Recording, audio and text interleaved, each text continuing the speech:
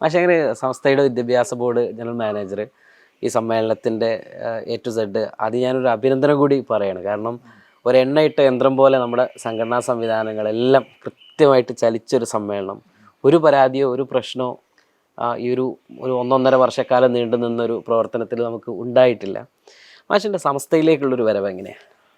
സംസ്ഥയിലേക്ക് വരവെന്ന് പറഞ്ഞാൽ ഞാൻ വിദ്യാർത്ഥിയായിക്കൊണ്ടിരിക്കുമ്പോൾ തന്നെ SKSF 89 കാലഘട്ടത്തിൽ SKSF രൂപീകരിച്ചു. ആ സന്ദർഭത്തിൽ തന്നെ സംസ്ഥയിൽ പ്രവർത്തകനായി വന്നു. അങ്ങനെ SKSFൻ്റെ സ്റ്റേറ്റ് ഭാരവാഹിത്വമുണ്ടായി. അതിനുശേഷം SYSൽ വന്നു. അങ്ങനെ റിട്ടയർഡ് ആനന്തരമാണ് 2015 സംസ്ഥ വിദ്യാഭ്യാസ ബോർഡിൻ്റെ മാനേജറായി.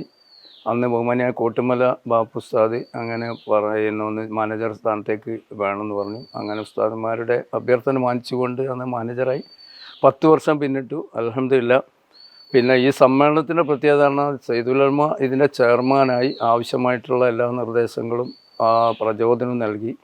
ഇൻഷാ അല്ലാഹ് ഒരു ചരിത്ര സംഭവമായിട്ടുള്ള ആ ഒരു സമ്മേളനത്തിൽ നമ്മളൊക്കെ നമ്മുടേതായ എളിയ സേവനം ചെയ്യാനുള്ള ഒരു അവസരം ഉണ്ടായി.